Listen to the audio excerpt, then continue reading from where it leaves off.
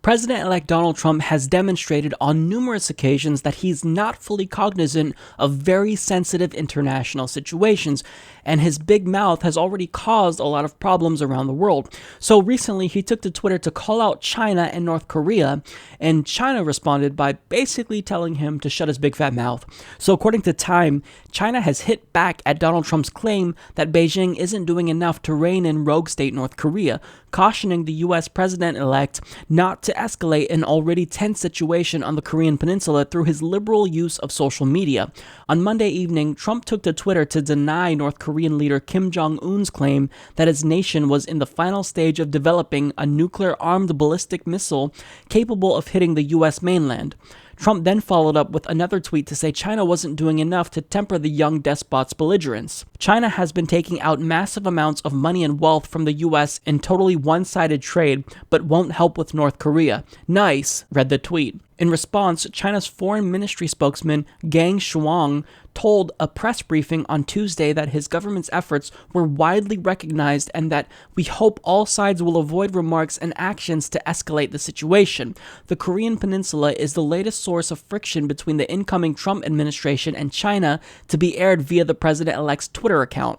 Last month, Trump revealed he accepted a congratulatory phone call from Taiwan President Tsai Ing-wen in a breach of almost 4 decades of diplomatic protocol. Beijing still claims sovereignty over the self-governing island despite its effective split from the mainland in 1949 following China's Civil War.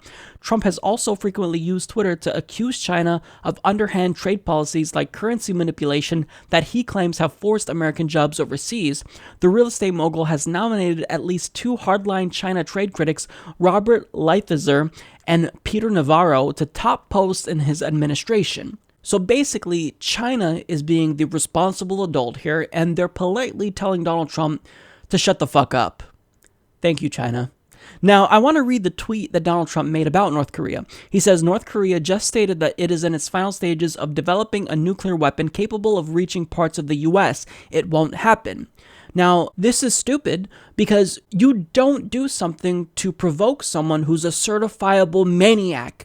Kim Jong-un has demonstrated time and again that he's a loose cannon, he's a crazy person, and he has nuclear weapons. And I'm not necessarily worried about North Korea launching an attack on us, but if North Korea is provoked, I am worried that they could attack South Korea.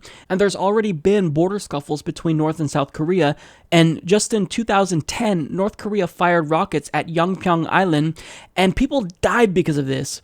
And also, the United States has multiple military bases in South Korea. So you're literally endangering not just South Korean lives, but American lives. I mean, I had a niece that was born on a military base in South Korea. These are real people, Donald Trump. And you don't realize that your words could have real-world consequences. You need to shut your big mouth. If you think that you want to take action against North Korea to stop them from developing ballistic missiles capable of reaching the US, you don't go to Twitter to announce it, dumbass. That's not what you do. And look, am I saying that I support China and what they're doing to basically prop up the North Korean regime? Well, no, I'm against that. The relationship between China and North Korea is incredibly complex. They're doing it for a variety of reasons. A large portion of it is that China does not want to deal with the collapse of North Korea, namely because that's going to catalyze a huge refugee crisis, and South Korea and China will both have to deal with this. And that's something that would cost a lot of money. It'd be very difficult to handle. And China is probably trying to avoid that. Now, that's one of multiple reasons as to why China props up the North Korean regime.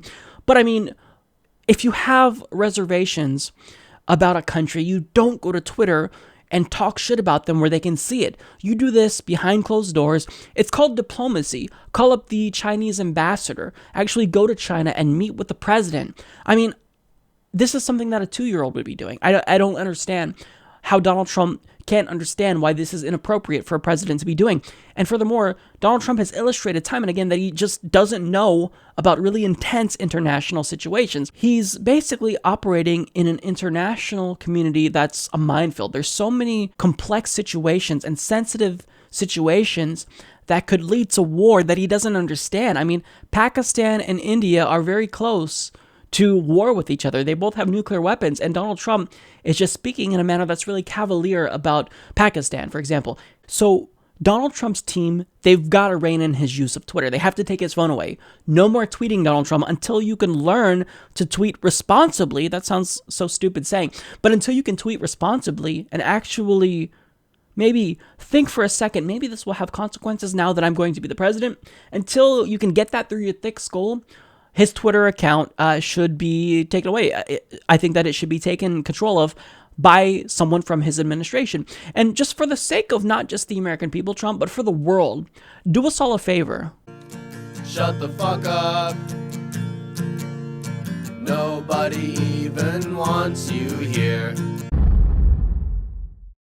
Support this podcast by joining the independent progressive media revolution today at humanistreport.com.